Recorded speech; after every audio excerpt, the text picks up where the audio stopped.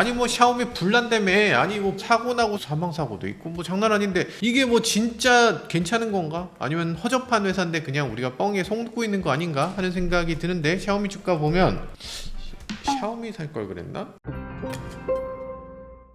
네, 안녕하세요. 갈키반영입니다. 최근 들어서 테슬라 모델 Y 잡겠다 하면서 샤오미 YU7이라는 차가 나오면서 샤오미가 아주 승승장구한다는 소문이 있습니다. 출시하자마자 1시간에 30만 대가 계약됐다고 하는데 이거 믿을 순 없죠. 저희는 모릅니다. 그러면서 주가는 지금 역사상 가장 높은 주가를 기록하고 있습니다. 자동차 때문만은 아니겠지만 어쨌든 자동차가 큰 역할을 하고 있는 것만큼은 분명해 보입니다. 우리나라 언론 기사들을 보면 중국이 요즘 어렵고 사실 망해간다고 얘기들을 하잖아요. 중국의 자동차 시장은 더욱더 어려워서 정말 큰일이 날 것 같은데, 그런데도 불구하고 이렇게까지 팔릴 수 있다니 이거 대단하다 싶기도 한데, 그럼에도 여전히 심각한 문제가 있습니다. 이번에는 브레이크에서 화재가 발생하는 영상이 공개되기도 했는데, 이 YU7 나오자마자 브레이크에서 화재가 나면 어떡해? 중국인들은 아마 몰랐을 수 있을 것 같은데 우리 모카 구독자님들이라면 이거 뭔지 다들 아시죠? 이런 것에 대해서도 말씀을 드리고 샤오미 진짜 괜찮은지 이런 것들도 알아보도록 하겠습니다.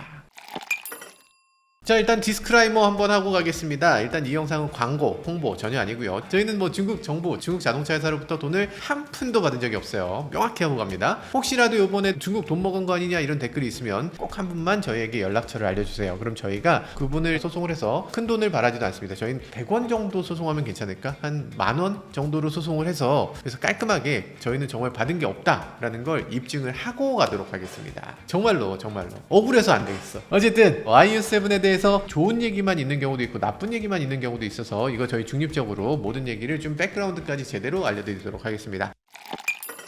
샤오미는 SU7이라는 차를 먼저 내놨습니다. 이렇게 생긴 차죠. 요거 처음에 보시고서 뭐가 생각나셨어요? 다들 떠올리신 차가 있을 겁니다. 포르쉐 타이칸. 누가 봐도 이건 타이칸 짝퉁이잖아요. 그때 당시 중국 리뷰어들도 이 차가 나오자마자 막 까고 난리였습니다. 아니 이 차가 어떻게 이 모양입니까? 아니 이건 타이칸 짝퉁이잖아요. 왜 짝퉁을 만들었어요? 라고 하면서 욕을 막 바가지로 했죠. 그러면서 중국인들이 초반에 이것에 대해서 정말 비난들을 많이 했는데 그 중에 하나는 안전성이었습니다. 아니 샤오미는 스마트폰 메이커인데 스마트폰 메이커가 갑자기 차를 만든다는 게 말이 됩니까? 자동차라는 건 전혀 다른 물건인데 그게 잘 될 리가 없죠. 당연히 사고가 나죠. 당연히 차가 미끄럽죠. 차가 주저앉았어요. 트랙에서 사고 났어요. 뒤가 미끄러져서 갖다 박았네요. 이런 얘기들을 많이 하면서 샤오미 이제 망한다 이렇게 얘기했는데 결과는 어땠을까? 작년 4월에 나왔으니까 지난달까지 합치면 14개월 됐습니다. 14개월 동안 누적 판매는 27만 대. 작년 10월부터는 한 달에 2만 대 이상 계속 판매가 꾸준히 증가해서 올해 들어서는 거의 3만 대 가까이를 팔았습니다. 근데 문제가 있습니다. 샤오미 공장이 너무 작아요. 샤오미 공장 지난번에 제가 직접 가보기도 했는데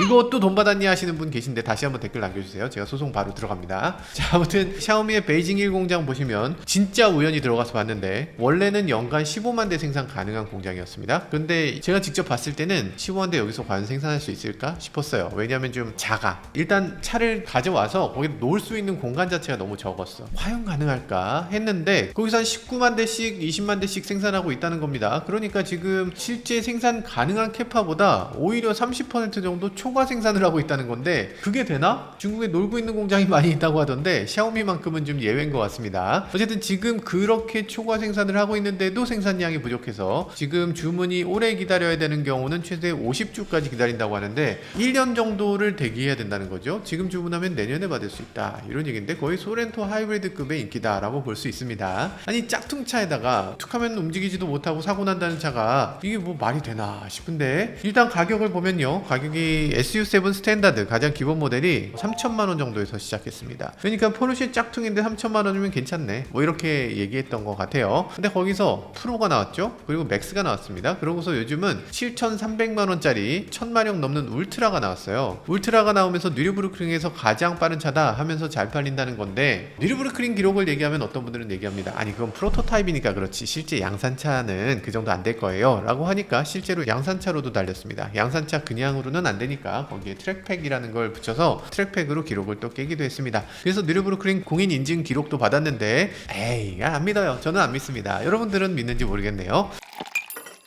자, 어쨌든 그래서 지금 뭐 어느 정도 잘 된다라는 얘긴데 그래도 여전히 대박이다라고까지는 하기 좀 어렵습니다. 현대차 지금 700만 대 팔잖아요. 15만 대면 여전히 작은 회사다. 자동차는 어디까지나 샤오미의 아주 작은 부서에 불과하다라는 생각이 들기도 합니다. 게다가 물건이 지금 뭐 1년 기다린다고 하는데 이게 엄청나게 많이 생산되는 가운데 1년을 기다리는 게 아니고 기껏 해봐야 한 달에 한 2만 몇천 대 생산하는 걸 1년 기다린다는 건 그게 뭐 큰 건 아니죠. 별거 아니네 라고 생각할 수 있는 부분입니다. 근데 이 상황에서 갑자기 새로운 차를 또 론칭해? 지금도 1년 기다리는데 거기다 또 론칭한다는 게 이게 말이 되는 건가? 심각한 생산 부족이 생기지 않겠냐? 이런 얘기가 있습니다. 어떻게 이거 극복할 거냐? 뭐 어떤 사람들은 이런 얘기를 합니다. 현대차 베이징 공장이 지금 남아도는데 그걸 좀 인수해서 만들어주시면 안 돼요? 라고 얘기하시는 분이 계셨습니다. 아닌 게 아니라 샤오미는 원래 현대차 베이징 공장을 인수하려고 했습니다. 애초부터 2023년에 현대차 베이징 공장을 인수하기로 하고 서로 미팅도 여러 번 하고 조율도 여러 번 했었습니다. 왜 그러냐면 그때 당시 현대차는 중국 공장이 5개 있었습니다. 기아차까지 하면 8개 있었어요. 그 상태에서 중국 공장, 특히 베이징 1 공장은 가동률이 사실상 제로에 가까웠습니다. 그래서 이걸 매각을 해야 되는 상황이었죠. 그걸 누구한테 파냐가 정말 골칫거리였는데 그때 당시 샤오미가 이걸 인수하는 게 거의 확실시 돼가고 있었습니다. 그런데 샤오미가 마지막에 이걸 틀었어요. 그래서 샤오미는 기가 캐스팅 같은 거대 시설을 넣어야 되는데 현대차 공장에는 그런 것들이 없고 그리고 그런 시설을 놓을 만한 그런 공장 시설도 아니고 그리고 또 도심에서 너무 떨어져 있고 공장 직공들이 살 수 있는 숙소도 없고 그렇기 때문에 샤오미는 베이징의 도심에서 그렇게까지 많이 떨어져 있지 않은 곳에다 공장을 짓게 된 거죠. 자, 그래서 신공장을 지었는데 신공장은 이렇게 생긴 겁니다.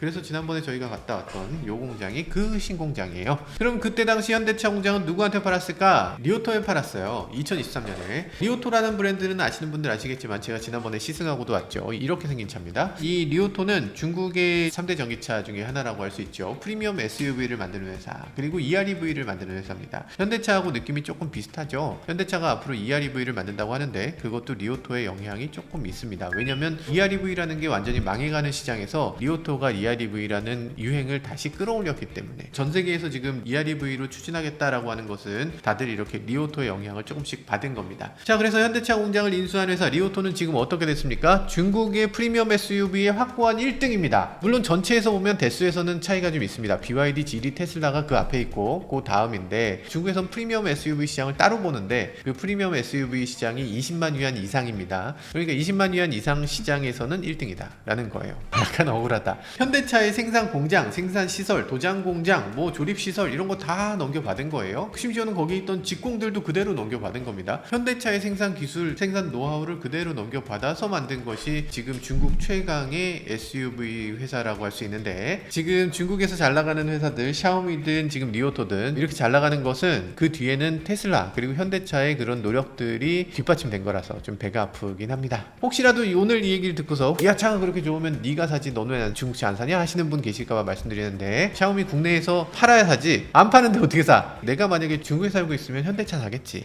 기아 EV5 샀을 것 같아요. 제가 중국에 살아도 당연히 한국차를 살 겁니다. 진짜로 애국심으로.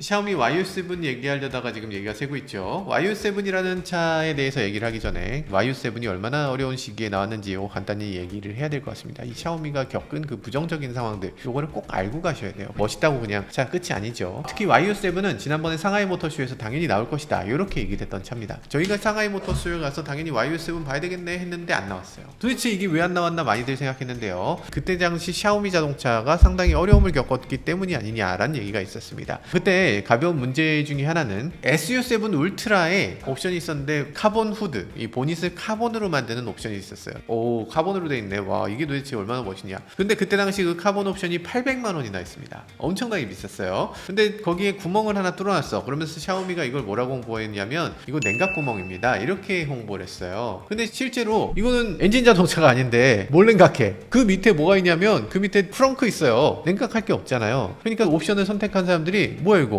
아무런 성능 개선이 없네. 원래 알루미늄인 보넷을 카본으로 바꾼다고 한들 무게가 뭐 별로 개선되지도 않네. 그냥 장식이야? 이걸 뭘 무슨 800만 원이나 받았어? 라면서 소비자들이 허위 광고라고 소비자 보호법 위반이라고 400명이나 되는 사람들이 집단 소송을 하게 됩니다. 그래서 결국에 샤오미는 이 800만 원 옵션의 금액을 환불해주고 공식 사과를 하면서 옵션을 아예 없애버렸습니다. 그런 문제가 있었고 그런데 그건 뭐 자잘한 것들이었어요. 그리고 품질 문제, 샤오미가 품질이 많이 떨어진다. 업계에서 가장 낮은 품질이 불만들이다. 샤오미에 뭐 여러 가지 불만들이 있었는데 이 불만들이 일일이 얘기하자면 한참 많습니다. 뭐 범퍼가 까졌어요. 뭐 이런 식의 자잘한 불만들이 정말 많았어요. 그러면서 샤오미는 그냥 동네 북처럼 얻어맞기에 바빴습니다. 근데 진짜 문제가 하나 터졌으니 SU7 한 대가 상하이 모터쇼 불과 한 2, 3주를 앞두고서 사고가 났어요. 근데 이 사고가 심각한 사고였습니다. 그때 당시 중국 여대생 3명이 샤오미에 자율주행 기능이 있다고 이렇게 홍보되어 있는 SU7을 타고서 거기서 노아라고 하는 내비게이션 온 오토파일럿을 작동시킨 상태에서 큰 사고가 나서 차가 이걸 인지하지 못하고 가드레일을 들이받으면서 3명이 모두 사망하는 사고가 발생하게 됩니다. 그때 그 사고로 인해서 정말 중국이 발칵 뒤집혔죠. 그때 당시 레이진 회장이 공개 사과를 하기도 하고 타임라인에 대해서 다 공개를 하기도 했습니다. SU7은 사고가 났을 때 사고 직전의 모든 데이터를 서버로 올리도록 이렇게 만들어져 있었다고 해요. 그래서 그때 당시에 타임라인을 100분의 1초 단위로 다 공개를 했는데 그때 사고는 이렇게 발생했다고 합니다. 일단 밤 10시 27분에 NOA를 작동시켰다고 해요. NOA라는 게 뭐냐면 테슬라에서 자동으로 이렇게 내비게이션을 따라서 핸들도 바꿔주고 차선도 바꿔주고 고속도로를 빠져나가기도 하고 들어가기도 하는 그 기능을 내비게이션 온 오토파일럿이라고 해서 NOA라고 합니다. 근데 중국의 자동차 기업들은 테슬라 따라하기에 급급해요. 그래서 테슬라에 있는 모든 기능들을 그대로 이름을 차용해서 씁니다. 자동차 자체도 테슬라스럽게 만들고요. 그러다 보니까 내비게이션 온 오토파일럿이 중국에선 일상 용어처럼 됐습니다. 그래서 내비게이션 온 오토파일럿을 통해서 차선을 자동으로 바꾸고 차로 따라가고 가속하고 감속하고를 알아서 하는 자율주행처럼 이렇게 주행을 했는데 그런데 그게 27분에 작동되고 36분에 핸들을 놨어요. 핸들을 놓은 상태로 지금 주행하시면 안 됩니다 하고 경고를 했습니다. 그렇게까지 집중하지 않은 거죠. 그리고서 불과 8분 후에 44분 24초에 앞에 장애물이 나타났습니다. 장애물을 주의하세요 하는 경고를 합니다. 경고하자마자 1초 후에 운전자가 직접 손으로 핸들을 잡아요. 잡고서 핸들을 꺾었습니다. 1초 후에 운전자가 핸들을 22도 꺾었는데 22도면 너무 많이 꺾었죠. 브레이크도 밟았는데 31%밖에 못 밟았습니다. 더 밟아야 되는데. 그리고 1초 후에 벽에 충돌하게 됩니다. 너무 안타까운 사고. 그리고 나서 자동으로 긴급구조 연락을 보냈고 구조대가 현장에 도착한 시간은 15분 후입니다. 여기가 그렇게 번화가는 아니어서 구조대가 너무 늦게 도착을 했고 승객들 모두가 사망하게 된 사고다라는 겁니다. 그 사고가 나고 나서 뭐 여러 가지 얘기들이 있었는데 우리나라하고 거의 똑같은 경우를 겪었어요. 인터넷에서 수많은 사람들이 이거 불자동차다, 전기차 위험하다, 뭐 그리고 문 여는 장치가 없어서 사람들이 문을 열지 못해서 탈출을 못해서 불에 타 죽었다, 뭐 이런 얘기들도 많이 나왔습니다. 그런데 샤오미는 여기서 얘기를 합니다. 여기 네 좌석 모두 문 여는 장치가 바로 밑에 있어. 그래서 그 문이 열리지 않아서 사망한 건 아니고 충돌이 너무 커서 그래서 사망하게 된 걸로 보인다고 입장을 발표하긴 했습니다. 모든 것들이 다 공개됐지만 그럼에도 불구하고 샤오미 주가는 6% 폭락하게 됐고 그 사고는 정말 큰 사건이어서 여파가 계속 퍼져나가게 됩니다. 어떤 식으로 퍼져나갔냐면 중국 정부에서 이번 일로 인해서 자율주행이라든지 스마트 주행이라든지 지능형 주행 이런 말을 아예 쓰지 못하도록 금지시켜버립니다. 바로 이 사고 때문에. 지금은 중국의 주행 보조, 능동형 주행 보조 뭐 이런 식으로만 쓸 수 있고요. 그 이상은 아예 쓰지 못하는 상황이 발생하게 됐습니다. 그래서 테슬라도 FSD라는 표현을 못 쓰고 지능형 주행 보조라는 표현을 쓰게 되죠. 그리고 테슬라가 다른 나라에선 베타 테스트를 하잖아요. 근데 중국에서는 이제 더 이상 베타 테스트를 할 수 없다. 이렇게 베타 테스트 금지까지 시키게 됩니다. 중국 정부가 그전부터 자율주행 관련해서 규제를 하겠다라고 했는데 샤오미 SU7 사고로 인해서 그걸 확고하게 만들게 된 거죠. 그래서 YU7이 나오고 나서부터 이런 문제가 없겠지라고 생각했는데 YU7이 아직 소비자에게 전달되기도 전이거든요. 근데 인플루언서들에게 시승을 시킨 상황에서 어떤 인플루언서가 이 YU7을 급제동을 막 해봤습니다. 급제동을 막 했을 때 브레이크에서 불이 났어요. 아니 뭐야, 브레이크에서 불이 나는 게 어딨어. 자동차 브레이크에서 불이 나면 어떡합니까? 이거는 낙지 아닙니까? 기본적으로 그래서는 안 되는 건데 어쨌든 불이 났어요. 지난번에도 제가 영상으로 한번 보내드린 적이 있죠. 브레이크 패드에는 유기물이 들어있어요. 브레이크 패드는 일반적인 도로 환경을 다녀야 되기 때문에 메탈로만 할 수가 없고 그 안에는 고무도 들어가고 윤활제도 들어가고 그 입자들을 묶어주기 위한 유기 본드도 들어간다고 했잖아요. 그래서 그런 것들이 결합되어 있는데 그러다 보니까 온도가 600도 이상으로 올라가게 되면 경우에 따라서는 불이 날 수도 있습니다. 근데 이거는 브레이크 패드 소재가 조금 잘못됐다고 볼 수 있겠죠. 브레이크 패드 소재가 잘못돼서 그러면서 거기서 불이 붙어서 화재가 발생하는 모습도 볼 수가 있습니다. 맥스는 지금 시속 100km까지 가속 시간이 3초 초반인 자동차인데 근데 이걸 브레이크를 강하게 밟았다고 해서 거기서 불이 붙어서는 안 되죠. 어쨌든 샤오미 지금 상당한 인기를 끌고 있다고는 하지만 이런 배경이 있다는 걸 분명히 알고 보셔야 됩니다. 샤오미 같은 경우는 크고 작은 논란이 끊이지 않고 계속 나오고 있는 그런 어려운 상황인데 YU7을 공개하게 됐고요. 그 가운데에서 샤오미가 자동차만 만드는 회사가 아니니까 폴더블 스마트폰을 함께 공개합니다. 그러면서 스마트 글래스를 같이 공개해요. 그리고 워치를 공개하고 이어폰을 공개하고 헤어드라이어 공개하고 로봇 청소기, 진공 청소기, 심지어는 우리 패밀리에 새로운 장비가 나왔어요 하면서 에어컨도 공개를 합니다. 폴더블 폰 이렇게 생겼어요. 폴더블 폰 앞에 보면 이렇게 강아지가 막 깡총깡총 뛰어. 플립 믹스라고 하는 건데 중국스럽지 않게 뭔가 좀 발랄하죠. 삼성폰 같은 느낌이 드는 그런 거를 샤오미가 만들고 있습니다. 어쨌든 지금 자동차를 사는 사람도 중요하지만 결국에 샤오미의 주된 먹거리는 이쪽이다 라는 걸 보여주는 것 같아요. 자동차는 어떤 헤일로카로서 분위기를 조성하고 실제로 볼륨은 여기서 만든다. 샤오미 못 사면 폰이라도 사 이런 느낌이죠. 그러면서 지금 자동차에서 가장 높은 퍼포먼스가 울트라잖아요. 근데 이 폰 이름이 지금 울트라입니다. 그러니까 그런 식으로 자동차의 끝판왕, 폰의 끝판왕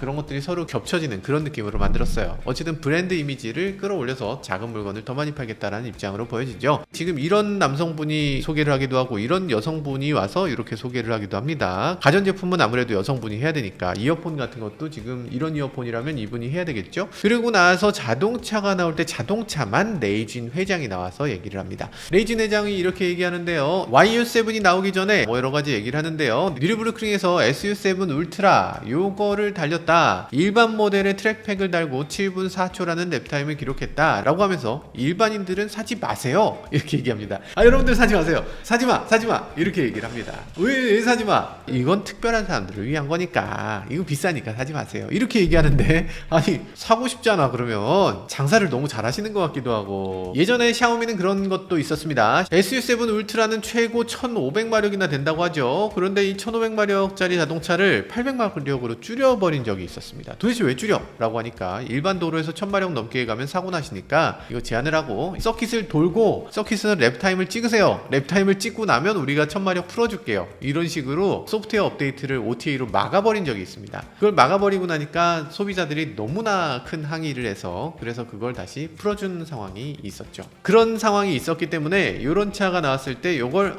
사지 마세요 이렇게도 얘기하는 것 같아요. 어쨌든 SU7이 지금 트랙팩이라는 게 있었지만 그전에도 뉴르부르크링을 한번 달린 적이 있습니다. 뉴르부르크링을 달릴 때 프로토타입이라는 걸로 달렸어요. 근데 그때 당시 비가 와서 못 달렸다. 뭐 해서 못했다. 총 3일의 세션을 빌렸는데 3일 동안에 비 왔고 한 번 했는데 그때 앞에 뭐가 문제가 있어서 한 번밖에 못 돌았다는 거예요. 단 한 번 돌았는데 그때 당시 6분 48초였나? 이렇게 달렸다고 해요. 6분 48초면 도저히 믿어지지 않는 기록이었어요. 너무 빨랐던 거죠. 아니 어떻게 전기차가 7분 이내로 갈 수 있습니까? 그것도 단 한 번 달려서 그런 기록이 나왔다는 건 말이 안 됩니다 라고 하면서 사람들이 아무도 믿지 않았습니다. 저도 사실 반신반의했어요. 그랬더니 뉴르부르크링을 다시 갔다는 거예요. 우리가 제대로 한번 달려보마 라고 하면서 다시 열심히 달려서 몇 초를 끊었느냐? 6분 22초를 끊었다고 합니다. 이거는 좀 말이 안 돼. 이게 왜 말이 안 되냐면 뉴르부르크링 기록이 지금 이렇게 있어요. 패스티스트 앱에 들어가 보시면 여러분들도 보입니다. 전기차 중에서 빠른 게 아니에요. 가솔린차와 레이스카와 프로토타입을 다 합친 것 중에서 3위입니다.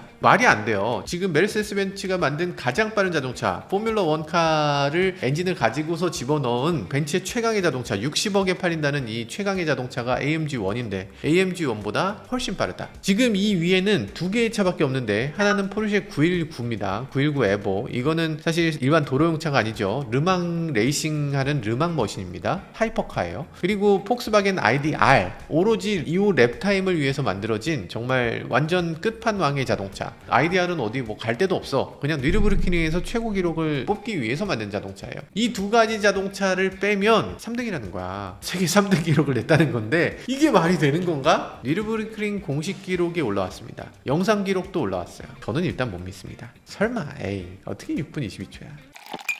일단 그럼 YU7이 어떤 차인지 간단하게 말씀드리면 이렇게 생긴 차입니다. SUV예요. 근데 디자인을 놓고 보면요 이거 어디서 많이 본 것 같은데 라는 생각이 들죠. 이거 어디서 봤습니까? 이거 페라리 프로쌍기. 프로쌍기랑 너무 똑같잖아요. 아니 그냥 대놓고 그냥 베낀 것 같아. 베낀 것 같지 않습니까? 전체적인 형상, 이 실루엣, 앞에 램프만 빼고 나면 이거 프로쌍기야. 그죠? 이전에 SU7은 뭘 닮았습니까? 포르쉐 타이칸 따라했다는 얘기 들었잖아요. 근데 이거는 프로쌍기를 따라해? 하나는 포르쉐 따라하고 하나는 페라리 따라하고 이런다고? 아무리 그래도 어떻게 그렇게 하냐. 좀 창피하지도 않나? 라고 생각이 들어요. 근데 샤오미는 약간 좀 짝퉁이라도 괜찮아. 그냥 멋있기만 하면 돼. 이런 느낌으로 디자인을 하는 것 같습니다. 예를 들면 헤어드라이어. 이거 뭐 다이슨이잖아. 청소기. 이거 뭐 뭔가 비슷한 거 있는. 로봇 청소기. 아 이것도 뭔가 좀 독창적인 느낌보다는 중국 회사들이 대부분이 이런 게 있습니다. 서로 베껴서 결과적으로는 중국에 가면 그냥 딱지를 떼놓고 보면 저게 무슨 브랜드지? 이렇게 되는 경우가 많이 있어요. 너무 비슷하거든요. 그래서 중국은 기본적으로 따라해도 된다는 마인드를 갖고 있고 샤오미는 그런 느낌을 더욱더 확고하게 갖고 있는 회사인 것 같아요. 많이 베낀다. 자, 그래서 지금 굉장히 스포티한 SUV로 디자인이 돼 있다라는 거고요. 가격을 놓고 보면 가격은 4,800만 원부터 라고 합니다. 중국에서는 테슬라 모델 Y보다 조금 더 저렴한 거니까 요 정도 되는구나. 크기가 감이 안 오실 수 있는데 길이는 4,999mm 그리고 너비는 1,996mm 높이는 1,600 휠베이스는 3m. 요 비율이 그냥 뭔가 이렇게 포토샵 넣고서 탁탁탁 그냥 정한 것 같아. 뭐 이렇게 엔지니어링의 결과물이라기보다 그냥 숫자가 너무 딱딱 떨어지잖아. 5m, 2m, 1,600, 3m 이런 식이에요. 뭐지? 컴퓨터로 그냥 척척척 한 건가? 어쨌든 테슬라 모델 Y하고 비교했을 때는 20cm 더 길고요. 프로쌍기하고 비교하면 2cm 차이입니다. 거의 비슷하다고 볼 수 있어요. 전장이나 전폭이나 따지고 보면 BMW iX랑 비슷하고 현대랑 비교하면 아이오닉 9 크기다. 그러면서 얘기합니다. 요 디자인은 그냥 나온 게 아니에요. 이러면서 디자인에 대해서 아주 구체적으로 설명을 하는데요. 저희 디자인이 뭐 특별하지 않아요. 저희는 뭐 한 10년 지나도 올드해지지 않고 그냥 이게 보편적인 디자인이니까 그냥 항상 새 것처럼 보이는 디자인을 했어요. 라고 얘기를 합니다. 그러니까 이게 내가 누굴 베낀 게 아니고 페라리처럼 하려고 한 게 아니고 그냥 다들 이렇게 디자인하는 거다. 이렇게 얘기를 한 겁니다. 그러면서 비율상 이게 지난 100년간 이어온 멋진 스포츠카 디자인을 그대로 차용했다. 이렇게 얘기를 하는데요. 아니 이런 CUV가 100년 전에 어디 있었어? 말이 되나? 라고 하는데 그런 얘기를 하는 게 아니고 높이는 바퀴의 1.5개 정도. 휠베이스를 놓고 봤을 때 휠베이스가 바퀴 하나에 3개 정도가 되는 휠베이스가 있을 때 자동차의 비율이 멋지게 보인다. 그리고 전면에서 봤을 때 가로 세로비가 1.25 비율 정도 돼야 이게 멋진 안정감 있는 디자인이 되는데 그런 것들을 하고 있다. 그리고 보닛, 캐빈, 리어 이렇게 각각 1대1대1 비율을 갖고 있다는 얘기를 합니다. 이건 굉장히 클래식한 자동차의 비율이에요. 보닛이 3분의 1이라고 하면 보닛에 엄청나게 많은 공간을 할애해 준 거죠. 그럼 캐빈이 좁아지겠죠. 이런 것들은 사실 전기차에서는 적절하지 않은 비율이긴 합니다. 왜냐하면 전기차 대부분이 캡 포워드라고 해서 캐빈을 앞으로 이렇게 미는 거예요. 그러니까 승객석을 앞으로 이렇게 밀어서 공간을 더 확보하도록 하는데 몇십 년 전에는 대형 엔진이 들어가기 때문에 보닛이 1이면 이건 고성능 자동차다 라는 상징 같은 거였어요. 근데 이제 전기차 시대에는 여기 보닛이 필요가 없는데 필요 없는 보닛을 1이나 놨다는 거는 그거는 이제 캐빈룸을 그렇게 크게 가져갈 생각이 없고 스타일리시한 자동차를 만들겠다라는 의미로 디자인을 했다는 뜻입니다. 이건 클래식한 비율이다. 중국 네티즌들은 뒤에 램프를 보면 DN8이 이렇게 생겼는데 그 램프 베낀 거 아니야? 라고 하는 사람도 있었다고 하는데 DN8이 멋있는 거였나? 뒤늦게 재조명되네. 전체적으로 이건 누가 누굴 베낀 게 아니라 그냥 그런 거다 라고 약간 구차할지 모르겠는데 멋진 차는 다들 이런 거니까 나는 누굴 베낀 게 아닙니다. 이런 식으로 한참을 설명을 했습니다. 실내로 넘어가 보도록 하죠. YU7의 실내를 보면 이렇게 생겼습니다. 상당하죠? 상당히 거창하게 생겼습니다. 뭐가 되게 화려하고 뭐가 많아. 삐까번쩍합니다. 이런 느낌이에요. 일단 센터 디스플레이 당연히 커야죠. 중국에선 이 정도 센터 디스플레이 없으면 팔 수가 없습니다. 무조건 이건 돼야 돼. 그래서 16:9 비율을 가진 디스플레이고요. 16인치 센터 디스플레이입니다. 테슬라가 15.4인치니까 그거보다 조금 더 크다. 그러니까 모든 것을 테슬라를 딱 놓고 그거보다 조금씩이라도 크게 만들어, 조금씩이라도 좋게 만들어 라고 하고 있습니다. 중국이기 때문에 검열이 있어서 유튜브 당연히 못 보고 네이버 못 보고 인스타그램 못 보지 페이스북 못 봅니다. 그런 거 다 안 돼요. 중국에서는 그런 거 다 차단. 넷플릭스 당연히 못 봅니다. 여기서 뭐 볼 수 있냐면 빌리빌리 볼 수 있고 아이치인가 하는 것들을 볼 수 있어요. 저희 모카도 빌리빌리에 영상 올리고 있습니다. 이거에 대해서도 어떤 분들이 뭐 중국몽이 어떻네 뭐 이런 얘기 하시는데 그런 거 아니고요. 빌리빌리에 중국인들이 저희 영상을 카피해서 올리기 시작했습니다. 중국말에 자막을 붙여갖고 중국에다 막 올리니까 그걸로 그 사람들이 돈을 버는 거야. 그러면서 조회수를 올려. 그리고 번역은 잘했는지도 모르겠는데 하여간 그 사람들이 왜 우리 걸로 그렇게 올립니까? 그걸 막을 수 있는 방법이 있나 봤더니 없어요. 그 사람들이 올리면 그거 못 막아. 그래서 어떻게 하면 막을 수 있나? 우리가 올리면 돼. 우리가 우리 계정으로 올리면 우리 영상하고 똑같은 영상이 있을 때 우리한테 뜹니다. 그거 삭제 버튼 누르면 상대방 영상을 삭제할 수 있어요. 올리는 건 알바님께 부탁해서 올리긴 하는데 근데 그거는 무슨 수익성이 전혀 나오는 게 아니고 물론 중국에서 우리 영상 보고서 좋아해주는 분들이 있으면 그것도 괜찮죠. 중국에 우리나라 자동차를 소개할 수 있는 기회도 되고 한국 EV5 정말 좋지 않습니까? 이런 영상도 저희가 빌리빌리에 올리고 있으니까 그런 것들 중국에서도 우리나라 자동차들 대박이 나는데 조금이라도 도움이 되면 좋겠어요. 쓸데없는 얘기 자꾸 길어서 죄송합니다. 어쨌든 지금 봤을 때 인테리어 이렇게 생겼습니다. 여기 보면 대시보드 상단에 이렇게 까만 띠가 있어요. 거기 보면 디스플레이가 쫙 있습니다. 그걸 HUD라고 하는데 HUD가 뭐 이렇게 생겼습니까? 하는데 요거 샤오미에서는 호라이즌 디스플레이라고 합니다. A필러 이쪽 끝에서 이쪽 끝까지 꽉 채운다는 거예요. 지금까지 HUD는 어떻게 됩니까? 운전석 앞에만 요만큼 나오잖아요. 그게 아니라는 거죠. 그게 미니 LED 디스플레이가 요 밑에 쫙 깔려 있는 겁니다. 그리고 앞에는 이 유리창 아래쪽을 검은색으로 이렇게 까맣게 코팅을 해놨어요. 그래서 그 코팅해 놓은 곳에다 빛을 쏴서 그걸 운전자에게 보이게 하겠다는 겁니다. 이런 식으로 만드는 거 샤오미가 처음으로 한 거냐? 처음으로 한 거긴 해요. 근데 이걸 공개한 건 BMW가 먼저 했습니다. BMW가 재작년에 노이에 클래스의 콘셉트를 공개하면서 이걸 보여줬어요. 그리고 지금 한 2년 동안 계속 이걸 콘셉트로만 보여주고 있습니다. 근데 샤오미가 이걸 양산해버렸어. 아니 이걸 벌써 양산해버리면 어떡해. 노이어 클래스에도 올해 나옵니다. 샤오미가 조금 더 먼저 이걸 선수 친 거죠. 어쨌든 생긴 것도 똑같이 생겼고 방식도 거의 똑같다고 봐야 돼. BMW에 들어간 건 보쉬가 공급한 부품인데 아마도 샤오미도 보쉬로부터 같은 부품을 받아서 이렇게 설치한 게 아닌가 하는 생각이 들어요. 이런 식의 HUD를 하는 이유는 뭡니까? 기존까지 HUD는 뭔가 흐리멍텅하고 뭔가 잘 안 보이고 그런 상황도 있을 수 있었잖아요. 그리고 운전자만을 위한 거였는데 이젠 더 이상 그렇지 않다는 겁니다. 운전자 정보, 사각지대 경고, 미디어 재생, 사용자 맞춤형 위젯까지 나오게 됩니다. 다이내믹 패드라고 해서 이런 식으로 나오게 돼요. 여기만 사물이 있는 게 아니잖아요. 운전자가 보다가 저쪽을 봐야 되는 상황도 있잖아요. 그럼 운전자의 눈을 추적해서 이 디스플레이가 저쪽으로 옮겨갑니다. 디스플레이가 넓으니까 가능한 거죠. 그런 것들이 운전자 눈을 따라서 이렇게 움직인다고 하고요. 이 디스플레이가 끝까지 뻗어 있으니까 조수석에 있는 사람은 조수석에서 HUD를 즐길 수 있는 거죠. 미디어 플레이라든지 이런 것들을 조수석에서 원하는 대로 할 수 있다. 굳이 조수석에서도 요 아래에 있는 요 디스플레이 이렇게 숙여서 볼 게 아니라 이렇게 보면서 메뉴를 조작할 수 있다라는 겁니다.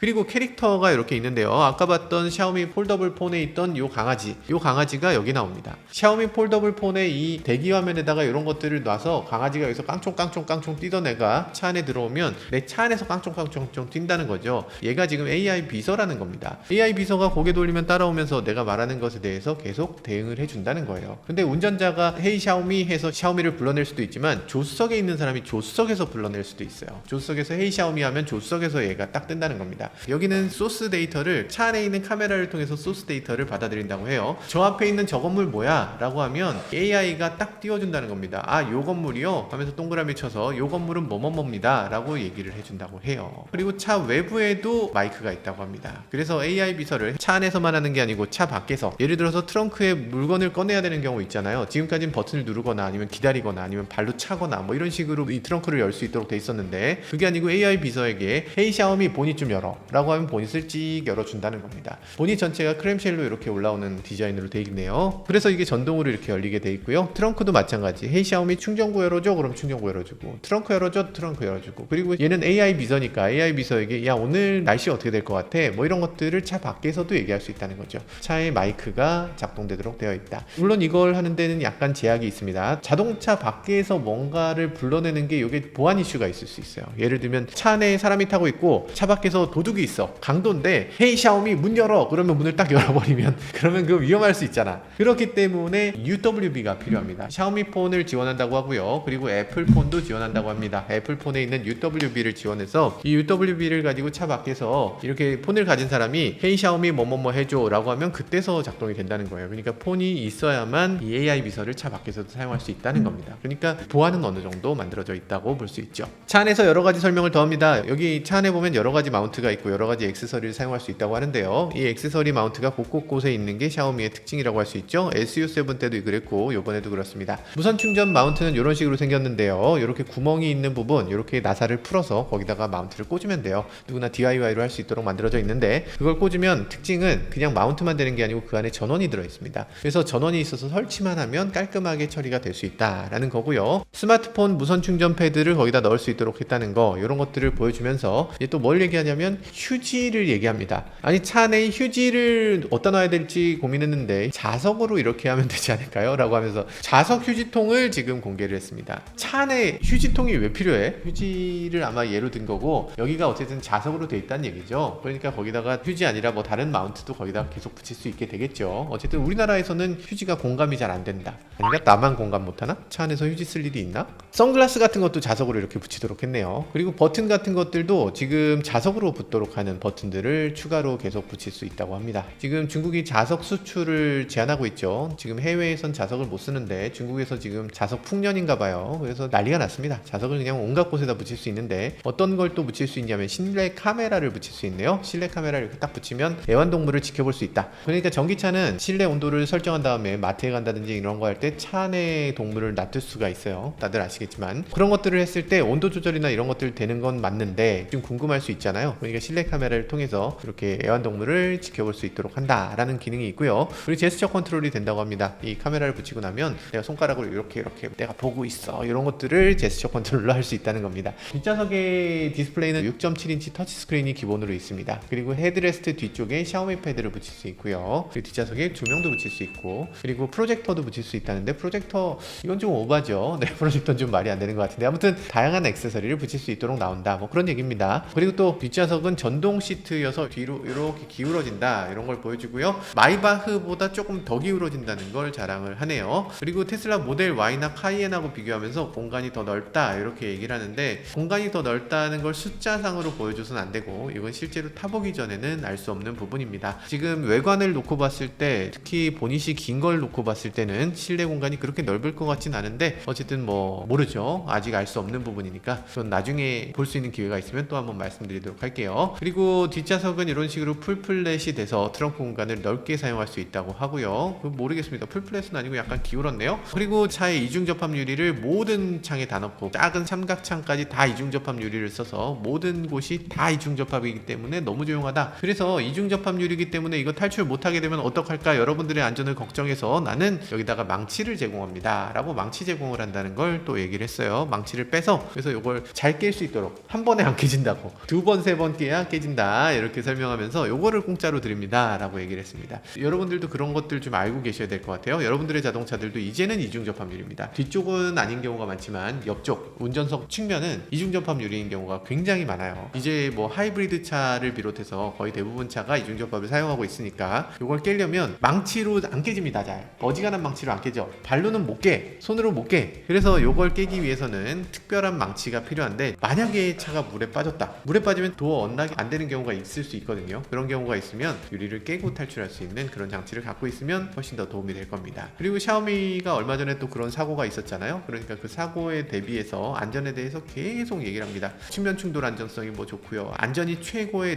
럭셔리입니다 라고 얘기하는 직원이 있었는데 자기는 절대 그렇게 생각하지 않는다고 해요. 안전은 최고의 럭셔리가 아니고 자동차의 가장 기본이다 라고 생각한다고 합니다. 그래서 자동차의 가장 기본이기 때문에 안전이 아닌 자동차는 우리는 만들지 않습니다 뭐 이렇게 얘기를 하는데 모르겠습니다. 주장은 뭐든지 할 수 있죠. 앞으로 어떤 사고가 나는지 그걸 좀 지켜볼 필요도 있습니다. 자, 어쨌든 자동차 지금 너무 조용하다는 얘기를 하고요. 창문을 닫는 순간 이렇게 조용해집니다. 그래서 콜라캔을 놨더니 콜라캔에서 나는 소리가 그대로 들리네요 이런 얘기를 합니다. 이거 어디서 많이 본 광고 스타일인데 예전에 그거 아닙니까? 쉿 레간자 뭐 이런 거 아닌가? 아니 개구리 소리가 막 나잖아요. 깨골 너무 조용해서 개구리 소리까지 난다는 그런 광고같이 얘기를 하고 있어요. 자, 어쨌든 지금 모든 유리를 보면 99.9% 자외선을 차단하기 때문에 자외선 차단제가 필요 없다 얘기를 하고요. 은나노 코팅이 천장에 되어 있어서 그래서 바깥의 온도가 뜨겁게 들어오지 않는다, 시원하다 이런 얘기 하고요. 게다가 천장은 밝기 조절이 되는 기능을 갖고 있다고 합니다. 전자적으로 밝기를 어둡게 밝게 할 수 있고요. 그리고 돌비 애트모스 사운드 시스템이 들어가서 스피커가 25개 들어간다고 합니다. 그랜저가 18개 뭐 이렇게 얘기하고 뭐 어지간한 자동차들이 뭐 13개 뭐 이 정도 될 텐데 25개? 4.6L 미니 냉장고가 들어간다고 하고 그거 뭐 필요 없는 거죠. 필요 없는 것들이 자꾸 들어있네요. 네, 뭐 그런 얘기를 계속 하고 있는 것 같습니다. 이 차에는 자율주행이라고 이제 얘기를 못하겠지만 이제 운전자 보조 시스템이 들어가는데 그게 엔비디아 토르 칩이 들어갔다고 합니다. 엔비디아 토르 칩을 써서 700톱스 이상의 연산속 속도를 낸다라고 얘기합니다. 엔비디아 토르 칩을 사용하는 자동차가 중국에선 꽤 있어요. 우리나라는 아직 그 정도는 없죠. 우리나라는 지금 1톱스 정도가 될까 말까거든요. 지금 자율주행으로 가면 10톱스 정도 될 것 같다 뭐 이런 얘기를 하는데 아직은 그 정도의 자동차도 없습니다. 700톱스? 이건 좀 엄청난 퍼포먼스의 칩을 박아넣고 있다라는 것을 볼 수 있습니다. 실제로 박혀있는지 우리가 뜯어서 보진 못했잖아요. 아직 모릅니다. 그리고 라이다 장착돼 있고요. 레이더 장착돼 있고 카메라 장착돼 있어서 이런 것들을 토탈로 해서 그래서 E2의 자율주행은 아니고 자율주행이 아니라 운전자 보조 시스템을 제공한다라고 얘기를 합니다. 그래서 완전히 AI를 통한 자율주행은 아니고 운전자 보조 시스템을 사용하기 때문에 앞으로 손 안 대고 이런 것들을 할 수 있다고 얘기는 안 해요. 얘기는 안 하는데 어쨌든 결국에는 그렇게 될 겁니다. 이걸 얘기를 못하지. 그런 배경이 있었으니까 이런 칩이 있다. 이렇게 퍼포먼스가 강하다 하고 그냥 넘어갑니다. 샤오미가 여기서 까딱하면 큰일 날 수 있는 거기 때문에 중국 정부가 지금 눈을 시퍼렇게 뜨고 보고 있거든요. 중국 정부에서 밑보이면 큰일 나는 상황이에요. 그래서 자율주행이 있나? 그런 거는 없지만 어쨌든 할 수 있는 칩은 들어있어. 이 칩이 얼마나 대단한 칩인지는 여러분들이 한번 상상해보세요. 이런 느낌으로 지금 공개를 했어요. 자, 그리고 샤오미 YO7은요 스탠다드, 프로, 맥스 이렇게 세 가지로 나오게 됩니다. 가장 느린 스탠다드 모델이요 315마력에 시속 100km까지 5.88초 된다고 하고요. 이 스탠다드 모델의 가격은 우리 돈으로 4,800만원 정도 됩니다. 중국에서는 굉장히 비싼 차에 속하는 자동차라고 할 수 있죠. 주행거리를 놓고 보면 CLTC 중국 기준으로 835km를 주행할 수 있다고 합니다. 한 번 충전에. 보통 CLTC는 우리나라 기준보다 한 25% 정도 더 가기 때문에 우리나라에서는 한 600km 정도 간다라고 보시면 될 것 같습니다. 그 다음은 프로 모델인데 프로 모델은 시속 100km까지 가속 시간이 4.27초, 배터리는 조금 작아요. 96.3kWh 배터리가 들어가게 되고 주행 가는 거리는 770km 정도 된다고 합니다. 이 차가 5,300만원, 500만원 더하면은 이 정도 차를 가질 수 있다. 가장 빠른 차로 나온 것은 YO7 맥스인데요 690마력을 냅니다. 시속 100km까지 가속 시간은 3.2초. 와, 굉장히 빠른 편이죠. 배터리는 101.7kWh 배터리가 들어가고요. 주행거리는 CLTC 기준으로 760km를 주행할 수 있다고 하는데 이거는 우리나라로 치면 500 몇십 킬로 간신히 갈까 정도겠죠. 가격은 우리나라 돈으로 6,300만원입니다. 6,300만원인데 어떻게 101.7kWh 배터리를 넣고 3.2초에 도달하고 어떻게 이런 가격에 이런 차가 나왔지? 라는 생각이 들기도 합니다. 800V 시스템을 사용하고 있어서 현대기아하고 비슷한 그런 시스템을 갖고 있고요. 그리고 지금 배터리는 스탠다드와 프로 같은 경우는 BYD LFP 배터리를 사용하고 있고요. 블레이드 배터리로 이렇게 밀도를 높였다고는 하지만 어쨌든 LFP예요. 좀 저가 배터리다 라고 할 수 있고요. 맥스 모델은 CATL 배터리를 사용하고 있습니다. 기린 배터리라고 하는 건데 NCM 배터리를 사용하고 있고 당연히 고급은 NCM을 쓰죠. 주행거리도 더 길고 그리고 충전 속도나 방전 속도나 더 고속으로 만들 수가 있어요. 그래서 지금 NCM 배터리를 쓰는 이 모델 같은 경우는 5.2C 초고속 충전이 됩니다. 10%에서 80%까지 맥스 같은 경우 12분이면 충전을 마칠 수 있다고 해요. 100% 아닙니다. 80%. 15분 충전하면 620km를 달릴 수 있다고 합니다. 그리고 뭐 여러 가지 자잘한 기능들이 있는데 운전 승차감을 좋게 해주는 여러 가지 기능들이 있습니다. 뭐 멀미 완화 모드가 있어서 전기차 특유의 그 멀미가 나지 않도록 하는 기능들도 제공을 해줍니다. 뭐 이런 얘기가 있는데 이 기능은 우리나라에도 필요하지 않나 싶은 생각이 들어요. 멀미 완화 모드 요거를 택시에는 의무화 시켜주면 참 좋겠습니다. 이런 차가 이런 가격으로 나오니까 당연히 중국에서는 엄청난 인기를 끌고 있습니다. 판매 개시 18시간 만에 24만 대가 계약됐다. 이런 얘기가 있고요. 샤오미에 따르면요 YO7 스탠다드는 주문 확정 후 인도까지 53주에서 56주가 걸린다고 합니다. 56주면 13개월이네요. YO7 프로는 48에서 51주, YO7 맥스는 33에서 36주가 걸린다고 합니다. 빨리 받고 싶으면 맥스 선택해라 라는 얘기죠. 출고는 언제부터 하느냐? 8월부터 한다고 합니다. 그래서 재고 수량이 지금 얼마나 되는지는 아직 공개되지 않았지만 어쨌든 8월 달에 판매가 되기 시작하면 이때부터는 정말로 이 숫자가 맞는 건지 혹시 뻥카 아닌지 이런 것들도 보실 수 있을 것 같습니다. 베이징 이 공장이 7월부터 가동된다고 하니까 이 공장이 어떤 식으로 만들어지는지도 중요한 관건이 될 것 같습니다. 어쨌든 지금 상황이 1년까지 기다려야 된다 이런 상황이 되니까 당연히 프리미엄이 붙고 있습니다. 암표 팔듯이 중국에 이렇게 암 자동차가 팔리고 있죠. 지금 중국에는 중고거래 플랫폼 우리나라로 치면 당근이나 번개장터 같은 게 쉔위라는 게 있는데 쉔위에서 YO7 구매권을 18,999위안 정도의 사고 팔고 하고 있다고 합니다. 우리나라 돈으로 358만원입니다. 아니 부동산도 아니고 뭐 피의가 붙어 차를 파는 것도 아니야. 차를 모카를 받을 수 있는 구매권, 그것도 당장 받는 것도 아니야. 8월달에 받을 수 있는 걸 지금 350만 원에 판다는 건, 이건 조금 선 넘지. 이 예약 결과가 나오니까 레이지는 거기서 굳이 인터뷰를 하면서 한마디를 더 덧붙입니다. 아니, 이렇게까지 많이 팔릴 줄은 몰랐어요. 혹시라도 급히 차가 필요하시면 우리 샤오미 말고 중국의 다른 신에너지 차, 다른 중국 브랜드를 사는 것도 훌륭합니다 라고 하면서 다른 중국산 자동차를 사는 거를 권했다고 합니다. 그 말이 맞는 것 같고요. 중국에서 멀쩡한 자동차가 하나 있죠. 현대 일렉시오라고 있습니다. 차가 정말 급하신 분들은 샤오미 말고 현대 일렉시오를 사든가 아니면 기아 EV5라고 있어요. 요거를 선택하면 좋지 않을까. 혹시 이거 빌리빌리에 올라갈지 모르겠는데 빌리빌리에서 중국 분들이 혹시 보고 계시다면 현대차, 기아차 꼭 한번 타보셔야 됩니다. 어떤 면에서 샤오미보다 나은 것 같네. 네, 샤오미가 YU7을 내놓으면서 여러가지 얘기들이 있습니다. 샤오미는 여러 문제점들이 있었죠. 실제로 화재가 나기도 했고 사람이 죽기도 했고, 그리고 자동주차 기능에서는 뭐 사고가 어마어마하게 많았습니다. 심각한 문제가 있고요. 심각한 문제에 대해서 당연히 중국에서 발칵 뒤집히기도 하고 비난도 하고 뭐 여러가지 얘기들도 있습니다. 그럼에도 불구하고 어쨌든 샤오미는 시도를 계속하고 있다. SU7 분명하게 세계를 놀라게 했고요. 지금 뉴르부르크링 랩타임도 전기차 1등, 전세계 자동차 에서 3등까지 달성했다는 거, 이것도 사실 저는 아직도 믿어지지 않지만 이게 사실이라면 정말 놀라운 일이라고 할 수밖에 없을 것 같습니다. 그런 자신감, 그런 용기, 그리고 그런 도전 정신이 뒷받침됐을 때 이렇게 샤오미 YU7이라는 자동차가 나왔을 때 많은 사람들의 호평을 받을 수 있는 게 아닌가라는 생각을 해보게 됩니다. 샤오미만 얘기해서 그런데 지금 전 세계 자동차 회사들 다 용기를 갖고 다 열심히 뛰고 다 도전을 하고 있잖아요. 이렇게 도전 정신을 볼 때마다 정말 감동입니다. 우리나라 자동차 회사들 연구원들은 더 열심히 하죠. 더 도전 정신을 갖고 훌륭한 제품들을 만들기 위해서 열심히 노력하고 있다는 모습 잘 알고 있고요. 그런 면에서 저도 이 자동차 회사에 있는 수많은 연구원들과 자동차 회사를 이끌고 있는 수많은 사람들의 노력 못지않게 저도 이 모카를 이끌기 위해서 열심히 노력하도록 하겠습니다. 네, 지금까지 저는 모카 김한용이었습니다. 감사합니다.